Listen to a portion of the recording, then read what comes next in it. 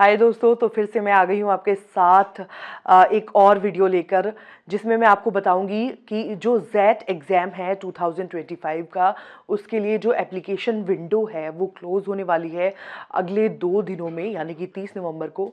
तो आपको मैं बताने वाली हूँ कि जो प्रोसेस है रजिस्ट्रेशन और एप्लीकेशन फॉर्म भरने का, वो क्या है। तो चलिए शुरू करते हैं। तो नमस्ते, मेरा नाम है प्राची और आप देख रहे हैं करियर्स 360। आपको एक और चीज़ मैं यहाँ पर बताना चाहूँगी कि जो हमारी वेबसाइट है करियर्स 360 की न्यूज़ करियर्स 360 की हमारी जो वेबसाइट है, उसमें लाइव ब्लॉग हम एग्ज़ाम से रिलेटेड छोटी और बड़ी सारी इन्फॉर्मेशन आपको दिखा रहे हैं। तो आप वहाँ से पल पल की अपडेट ले सकते हैं। तो देर ना करते हुए शुरू करते हैं। तो सबसे पहले आपको जो ऑफिशियल वेबसाइट है उस पर जाना होगा। तो जो ऑफिशियल वेबसाइट है जैट के लिए, वो है ZETOnline.in। ये ऑफिशियल वेबसाइट हो गई। और ऑफिशियल वेबसाइट पर यहाँ पे जाकर आपको क्लिक करना है। क्लिक करने के बाद आपको जो होम पेज है वो दिख जाएगा। उसके बाद आप देख सकते हैं कि यहाँ पर जितनी भी इंफॉर्मेशन है वो दी हुई है। तो आप देख सकते हैं यहाँ पर आपको 2 ऑप्शन ऊपर दिखने वाले हैं। एक तो लॉगिन का आपको ऑप्शन मिलने वाला है।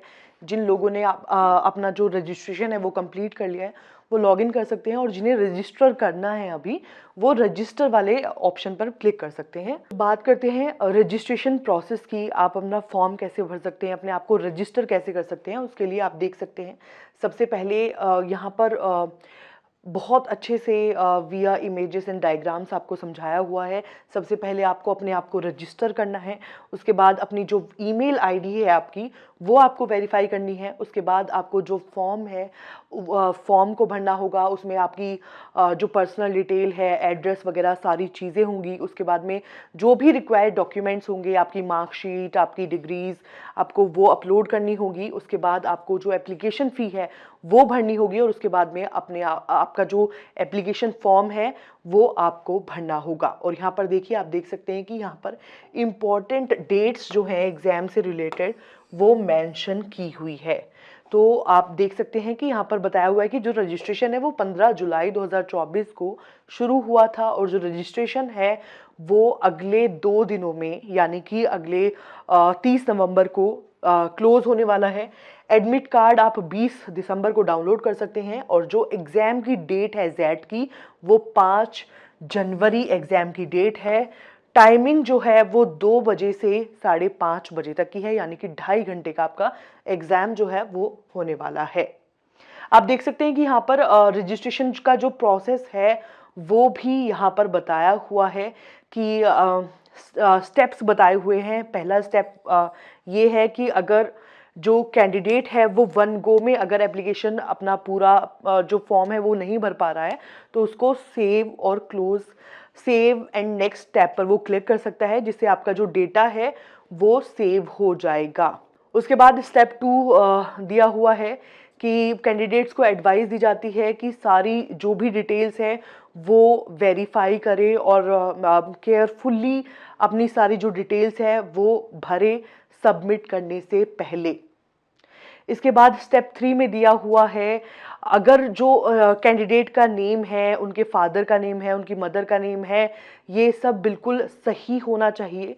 क्योंकि और आपकी जो आइडेंटिफिकेशन है, आपकी जो मार्कशीट है, उससे उसका मिलान होना चाहिए।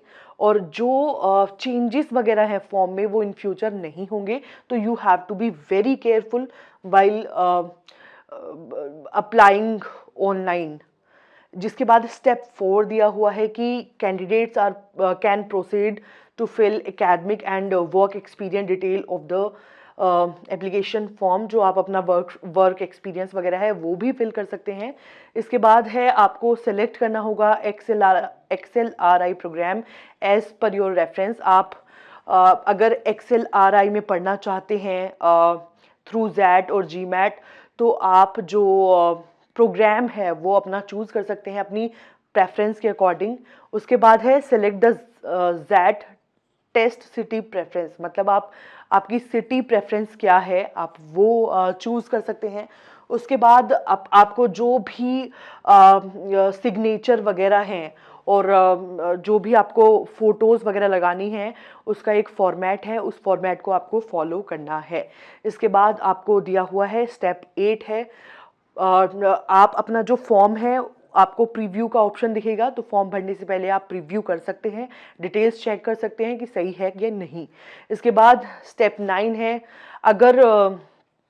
अगर आपको कुछ मॉडिफाई करना है तो आप मॉडिफाई कर सकते हैं, मॉडिफाई का ऑप्शन वहाँ पे होगा। अगर मॉडिफाई नहीं करना है तो आप ये इंश्योर कीजिए कि आपकी जो डिटेल्स है वो बिल्कुल सही है। उसके बाद आप सबमिट का ऑप्शन कर दीजिए। उसके बाद आपको फ़ी का ऑप्शन दिखेगा और आपको फ़ीस भरनी है, और फीस भरने के बाद आप फाइनली उसको सबमिट कर देंगे। जहाँ पर दिया हुआ है, जैसे कि स्टेप 10 में दिया हुआ है कि आपको पेमेंट पे क्लिक करना है, पेमेंट आपको भर देना है। पेमेंट कंप्लीट करने के बाद आपको फाइनली जो है सबमिट का बटन दिखेगा और आपको फाइनली सबमिट कर देना है, तो आपका जो फॉर्म है वो सबमिट हो जाएगा। और पेमेंट ऑफ द फीस भी यहाँ पे दी हुई है कि जो ज़ैट की रजिस्ट्रेशन फ़ीस है वो 2200 रुपये है। और यहाँ पर ये दिया हुआ है कि जो इंडियन कैंडिडेट्स हैं जो पीजीडीएम जीएम अप्लाई कर रहे हैं थ्रू जीमैट और ग्री के, तो उनकी जो फीस है वो 2500 रुपये होगी। और कैंडिडेट्स जो इंटरेस्टेड हैं XLRI के प्रोग्राम्स में, उनको जो फीस है वो एडिशनल 200 रुपये की फ़ीस भरनी होगी। जो फॉरेन कैंडिडेट्स हैं उनके लिए जो फीस है वो 5000 रुपीज़ होगी। इसके अलावा यहाँ पर एक और पॉइंट दिया हुआ है जिसमें बताया हुआ है कि जो इंडियन कैंडिडेट्स हैं वो अप्लाई कर सकते हैं थ्रू GMAT और GRE के थ्रू, और जो कि इसके अलावा जो NRI और फॉरेन कैंडिडेट्स हैं वो सिर्फ और सिर्फ सभी प्रोग्राम्स के लिए थ्रू GMAT ही अप्लाई करेंगे। तो ये आपको जो चीज़ें हैं वो ध्यान रखने की है। इसके बाद आप देख सकते हैं कि आपको इंस्ट्रक्शंस दिए हुए हैं, क्या क्या इंस्ट्रक्शंस है, क्या क्या निर्देश हैं जो आपको फॉलो करने हैं। पहला जो इंस्ट्रक्शन है उसमें दिया हुआ है कि जो कैंडिडेट्स हैं वो अपना एप्लीकेशन फॉर्म डाउनलोड कर सकते हैं, उसके बाद उसको प्रिंट करा सकते हैं। तो ये ऑप्शन आपको मिलेगा, और आपको जो भी ऑनलाइन अप्लाई करते टाइम आपको जो भी आपकी फ़ोटोग्राफ हो गया, आपकी डिटेल्स हो गए, आपके सर्टिफिकेट्स हो गए, उनकी स्कैन्ड कॉपी बेहद ज़रूरी है, तो ये आपको ध्यान रखना होगा। इसके अलावा यहाँ पर दिया हुआ है कि अप्लाई करने से पहले कैंडिडेट्स के पास जो स्कैन्ड इमेज है वो आपकी होनी चाहिए, आपके फ़ोटोग्राफ की और सिग्नेचर की। और जो स्पेसिफिकेशन है वो भी मैं आपको बताने वाली हूँ कि जो फ़ोटोग्राफ और सिग्नेचर है वो किस फॉर्मेट में होना चाहिए, क्या साइज़ होना चाहिए। यहाँ तक कि कैंडिडेट्स के पास ऑप्शन होगा कि वो अपना जो एप्लीकेशन है वो एडिट कर सकता है, और जो फ़ोटोज़ वगैरह है वो दोबारा बिफोर सबमिटिंग आप दोबारा उसको चेंज भी कर सकते हो। इसके बाद पेमेंट जो है, पेमेंट के इंस्ट्रक्शंस दिए हुए हैं। जो पेमेंट है वो आप credit card, debit card, internet banking, IMPS, cash card, mobile wallets, इनके थ्रू कर सकते हैं। जब आप अपनी फ़ी सबमिट कर रहे होंगे उसके बाद में आपको बैक बटन जो है वो प्रेस नहीं करना है, ताकि आपका ऐसा ना हो कि आपका डबल पेमेंट हो जाए, उससे बचने के लिए। तो यू हैव टू वेट। इसके बाद यहाँ पर दिया हुआ है कि जैसे ही आपका ट्रांजैक्शन हो जाएगा तो आपको जो ई रिसिप्ट है वो जनरेट हो जाएगी और वो आपको मिल जाएगी। और अगर आपकी ई रिसिप्ट जो है वो जनरेट नहीं हुई है, दैट मीन्स कि आपका जो पेमेंट है वो पेमेंट का प्रोसेस है वो पूरा नहीं हुआ है। अगर फेलियर आ जाता है, अगर सक्सेसफुल नहीं होता, तो आपको दोबारा लॉगिन करना है और दोबारा अपना पेमेंट का जो प्रोसेस है वो पूरा करना है। अब बात करते हैं फोटोग्राफ इमेज, यानी कि फ़ोटोज़ वगैरह के लिए क्या क्या इंस्ट्रक्शंस दिए हुए हैं। सबसे पहला है कि photograph must be a recent passport size colour picture, यानी कि आप जो आपका रीसेंट पिक्चर है वो होना चाहिए यहाँ पर। इसके बाद दिया हुआ है कि if the picture is taken on sunny day, have the sun behind your, place yourself in the shade so you are not squinting and there are not harsh shadow. यहाँ पर आपको ध्यान रखना होगा कि अगर आप धूप के सामने खड़े हैं तो आप मेक श्योर करेंगे कोई जो लाइट वगैरह है वो नहीं पड़ रही है, कोई शेडो वगैरह तो नहीं आ रही है। अगर आप फ्लैश का यूज़ कर रहे हैं तो कोई रेड आई आपकी ना विजिबल हो, आपको ये भी ध्यान रखना होगा। अगर आप फोटो खिंचा रहे हैं तो आप एकदम रिलैक्स होकर कैमरे की तरफ ही देखें। अगर आप चश्मा पहन के अपना फोटो खिंचा रहे हैं तो आपको ये ध्यान रखना होगा कि कोई रिफ्लेक्शन आपका जो है वो नहीं पड़ रहा हो। इसके बाद कैप, हैट्स और ग्लासेस, ये सब सनग्लासेस, ये सब एक्सेप्टेबल नहीं है। आपका क्लियर, आपके जो फीचर्स हैं वो उसमें चमकने चाहिए। इसके बाद जो साइज़ है स्कैन्ड इमेज का है वो 20 KB से लेके 50 KB के बीच होना चाहिए। अगर 50 KB से साइज़ बड़ा है तो आप उसको स्कैनर में सेटिंग्स एडजस्ट कर सकते हैं और उसका जो उसकी साइज़ है वो 20 to 50 KB के अंडर करके अपलोड कर सकते हैं। इसके बाद सिग्नेचर के लिए दिया हुआ है, सिग्नेचर में जो एप्लीकेंट है उसको वाइट पेपर पर ब्लैक इंक पेन से ही सिग्नेचर करने होंगे। सिग्नेचर जो है वो कोई दूसरा इंसान नहीं कर सकता, जो कैंडिडेट है वही सिग्नेचर करेगा। और इसके बाद जो है सिग्नेचर एडमिट कार्ड पर डिस्प्ले होंगे आपके, अगर ज़रूरी हुआ तो। इसके बाद फोर्थ दिया हुआ है कि